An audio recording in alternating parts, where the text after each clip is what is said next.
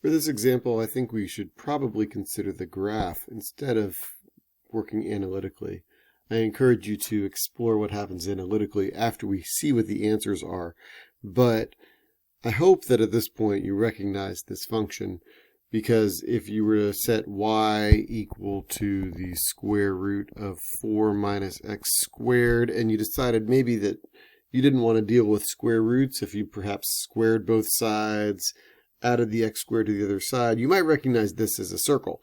Of course, f of x is a function, so it's not a circle because circles aren't functions, but it is part of a circle, right? It's the top half of a circle because of the positive square root.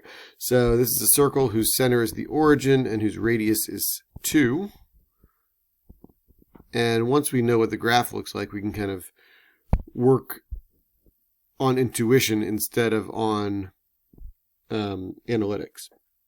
So if we consider the absolute extrema on the interval -2 to 2, we know that the graph starts at -2, 0, increases up to the maximum of 0, 2, and decreases back down to the minimum of 0 when x equals +2. So the absolute maximum, just based on looking at it, the absolute maximum f of 0 equals 2. The 2, the output right here, the y value of 2, is the maximum value the function achieves over that interval, while the absolute minimum is 0. That's the smallest the y value ever gets, and that's going to be at f of -2, also at f of +2, and that value is, of course, 0. Again, if you go through the process of the analytics and actually take the derivative and set it equal to 0, you'll find that the derivative will equal 0 at x equals 0. That's a good exercise for you, but I'm not going to spend the time to do that in this video. In the next example, we're considering the same function, which is the north half of the circle of radius 2. So the only thing that changes is the interval, and the interval is now going to be the open interval on the left end of 0. So we're not going to include this point right here, but we are going to let x increase until we get to an x value of +2. So all the way down to here, and we will include that. So the absolute maximum, well, with the y value down here is 0, and it gets bigger and bigger and bigger. It gets up to 1 somewhere around here, and then it gets up to 1.5, and it gets up to 1.9, and it gets up to 1.99. But what is the absolute maximum of this function? Some people are going to say, oh, the absolute maximum is 2 because it never gets bigger than 2. But does it even ever reach 2?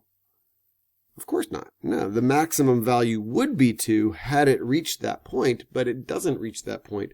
So the maximum value is, well, you could say, well, it's the smallest number, the biggest number that is less than 2, right? Biggest number that's less than 2. What is that biggest number that is less than 2? Well, there is no biggest number that is less than 2. You could say it's 1.9, but of course we can get bigger than that. At 1.99. Still less than 2, but it's bigger than 1.9. But of course 1.99 is not the biggest number you can get before 2, because we can go to 1.999, and there's no limit to how close to 2 we can get. So there is no absolute max on the function over this interval. So we would say none. And some might say, does this break the extreme value theorem? And I encourage you to go back to the extreme value theorem and answer this on your own. Why does this not break the extreme value theorem? What condition is not met? That means that we are not guaranteed to find an absolute maximum. All right. But there is an absolute minimum in this case. Even though the prerequisites of the EVT are not met, we still have an absolute minimum. The y value gets pretty close to 2. Arbitrarily close to 2, but it never reaches 2. That's the maximum area, right?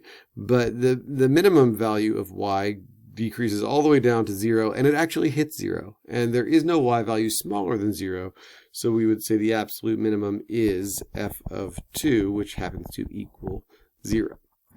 All right, and then last example here, we've got this open interval on both endpoints. Still the same function, still that semicircle. from -2 on the left side to +2 on the right side, going up and down like that. And this time our x value starts at -1, so -1 is roundabout right here, and it goes to +2. But notice the open parentheses here, so this is an open circle. And then we travel this path all the way down to the end here, but again, an open circle. So the absolute maximum, well, we got two open endpoints, so you might say, oh, there's no absolute maximum, but actually, we do have this value right here, right? It starts at, the y value starts out less than 2, and the y value increases until it reaches a maximum value of 2, in which case it turns around. At what point it turns around? At which point it turns around. Prepositions are hard, but at that point, the function turns around, stops increasing and starts decreasing. So the maximum y value is 2. It happens when x equals 0, so the absolute maximum is f of 0, which equals 2. That's the absolute highest y value the function reaches on that interval. And then the question of the absolute minimum. Well, it could have been where the graph is approaching here, but clearly we get lower than this point over here. So it's going to be lower than whatever that y value is here. And it keeps on going down, down, down, down, down. But just like the absolute maximum on the last one, this lowest point right here is not filled in. The highest point in the previous example was not filled in. Now the lowest point of this example is not filled in. So we can get very, very close to this lowest point, but we can never actually reach it. We can get arbitrarily close to it. So we could say, oh, it's the smallest number that is bigger than 0 is what we're looking for, right?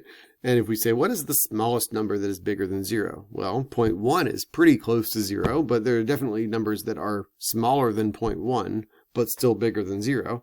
For example, 0.01, and etc., 0.001, and on and on and on. You're going to find that there is no absolute minimum on this interval. And again, that's because of that open interval, right? We are not including the endpoints. So the extreme value theorem requires us to check the endpoints. But if we're not considering the endpoints, then we may not have a maximum and or a minimum.